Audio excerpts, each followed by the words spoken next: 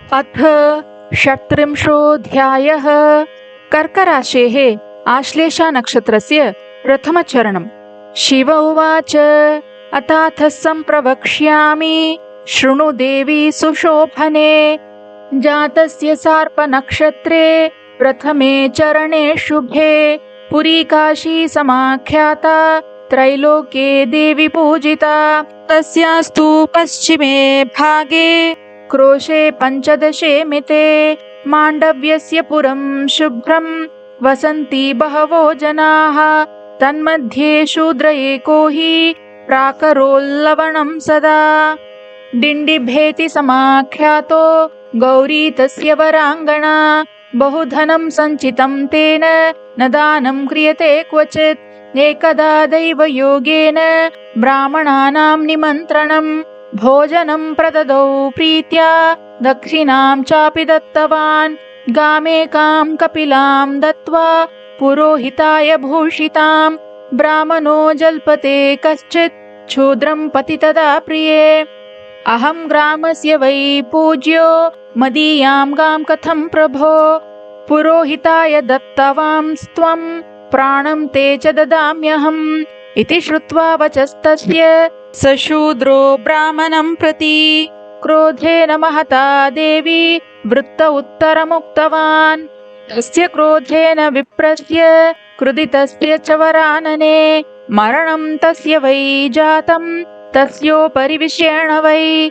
ततो बहुतिथे काले लवणकारस्य भार्यया मरणं तस्य वै जातं कुम्भीपाके तदा खलु। निक्षिप्य यमदूतेन तत्रैव च यमाज्ञया 5 लक्षं ततो वर्षं कष्टं दत्तं मुहुर्मुहुः। तत्र जाता महापीडा नरकान्निःसृतस्ततः। सर्पस्य योनि यातो वै गृध्रयोनिस्ततोऽभवत्।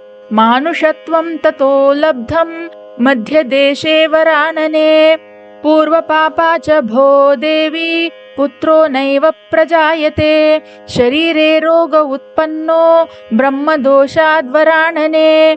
प्रायश्चित्तं प्रवक्ष्यामि पूर्वकिल्बिषशान्तये। गायत्री सूर्यमन्त्राभ्यां 5 लक्ष जपं शिवे विधिवत् कारयामास तदा वै वरवर्णिनी।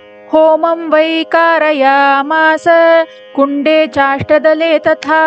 दशांशं तर्पणं तस्य मार्जनं तद्दशांशतः। प्रतिमां कारयामास सुवर्णस्य च महेश्वरी। षट्फलस्य प्रयत्नेन पूजयित्वा यथाविधि। मन्त्रेणानेन विधिना गन्धधूपादिभिस्तथा।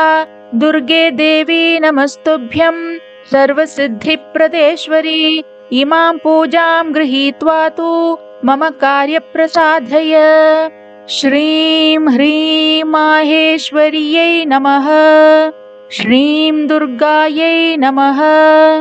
श्रीं सर्वकामप्रदे तुभ्यं नमः। श्रीं ईश्वर्यै नमः। श्रीं त्र्यम्बकायै नमः। श्रीं विष्णवे नमः। श्रीं सर्वेश्वराय नमः। श्रीं भैरवाय नमः। श्रीं मार्तण्डाय नमः। एतैश्च दशभिर्मन्त्रैः प्रतिमां पूजयेत् प्रिये। ब्राह्मणाय ततो दद्यात् भक्तियुक्तेन चेतसा। 5 पात्रं ततो दद्यात् तदुद्देशेन पार्वती। तिलदानं ततो दद्यात् वस्त्रदानं यथाविधि। कूष्माण्डं नारिकेलं च पञ्चरत्नसमन्वितं गङ्गा मध्ये प्रदातव्यं पूर्वपापप्रणाशने। रोगात् प्रमुच्यते देवी वन्द्यापि पुत्रमाप्नुयात्। इति 36 अध्यायः।